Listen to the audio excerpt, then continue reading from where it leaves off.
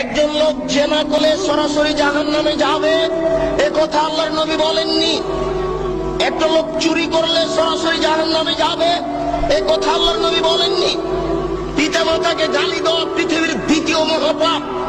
পিতা মাতার অবাধ্য চলা পৃথিবীর দ্বিতীয় মহাপাপ। এরপরেও যদি মানুষ পিতা মাতার অবাধ্য চলে, সরাসরি লোকটা জাহান্নামে যাবে, এ কথা আল্লাহর নবী বলেননি। আল্লাহর নবী প্রথম দুই বাক্য বলার পরে তৃতীয় বাক্য বলে আগের দুই বাক্য ঠেকিয়ে দিয়ে বলছেন, কেউ যদি আমার দিকে কোনো কথা ধাবিত করে, সেই কথা যদি আমার না হয়, তাহলে তার থাকার জায়গা জাহান্নাম। এবার আপনার সাথে আমার কথা। আপনি যেদিন ক্লাস 2 এ পড়েছিলেন, সেদিন একটা গল্প পড়েছিলেন। নবী যে রাস্তা দিয়ে হাঁটতেন, একজন বুড়ি সে রাস্তায় কাঁটা পুঁতে রাখত। নবীর পায়ে কাঁটা ফুটলে বুড়ি খুশি হতো। একদিন দেখলেন নবী রাস্তায় কাঁটা নাই। তিনি ভাবলেন বুড়ির কিছু হয়েছে। তিনি বুড়ির বাড়ি গেলেন, দেখলেন সত্যিকারই অসুস্থ। তিনি পরিচর্যা করলেন, বুড়ি ভালো হয়ে গেল। ঘটনা যে মিথ্যে? জি না।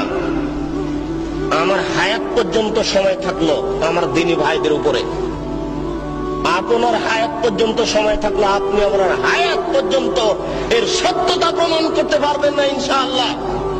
নবীর নামে মিথ্যা কথা বলা হয়েছে। গাছ লাগান, পরিবেশ বাঁচান, নবী নিজ হাতে গাছ লাগিয়েছেন, মিথ্যা কথা। এই দেশের মাটিতে প্রায় 3 লক্ষ বানানো হাদিস আছে।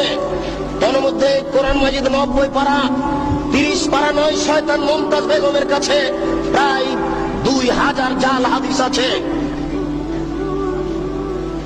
ধর্মকে বিকৃত করার জন্য লক্ষ লক্ষ হাদিস মানুষ তৈরি করেছে। আমাদের বাড়িতে 10,000-এর সিরিয়াল আছে। যে কোনো সময় দেশবাসী চাইলে আমরা 10,000-এর জাল জয়ী হাদিস পেশ করার জন্য প্রস্তুত রয়েছে ইনশাআল্লাহ। এই দেশের মাটিতে লক্ষ লক্ষ মিথ্যা তাফসীর রয়েছে। নবী ঈদের মাঠে গেলেন, একটি ছেলে কাঁদছে। নবী বললেন, তুমি কাঁদো কেন? আমি এতিম ছেলে। নবী বললেন, আমিও এতিম ছিলাম, আমি এতিমের অসুবিধা বুঝি। এই বলে তিনি কোলে নিয়ে আয়েশা রাদিয়াল্লাহু তাআলা আনহার কোলে তুলে দিলেন। আয়েশা তাকে কোলে নিয়ে আদর করলেন, নতুন পোশাক পরালেন। ছেলে খুশি হয়ে গেল। বাস্তবতার সাথে হাদিসের কথার অমিল আছে। রাসূল সাল্লাল্লাহু আলাইহি সাল্লামের বাড়িতে ভিক্ষুক ভিক্ষা পায় না। বহু ভিক্ষুক ফিরে গেছে, তার বাড়িতে ভিক্ষা দেওয়ার কোনো ব্যবস্থা নেই। সেই বাড়িতে নতুন পোশাক থাকলো, এটাই বা হয় কি করে? সাথে সাথে আর কোনো প্রমাণ নেই। নবীর নামে কথা মিথ্যে ছড়ানো হয়েছে। তারই ভিত্তিতে আপনারা ঈদের নামাজে নতুন পোশাক পরার জন্য প্রস্তুতি গ্রহণ করেছেন। আপনার স্ত্রীর বিছখান শাড়ি শোকেজে থাকার পরেও ঈদের দিন নতুন শাড়ি কেনার জন্য জোরালো প্রস্তাব পেশ করেছে আপনার সামনে। এটা মিথ্যে তথ্য, মিথ্যে শরীয়ত চলছে।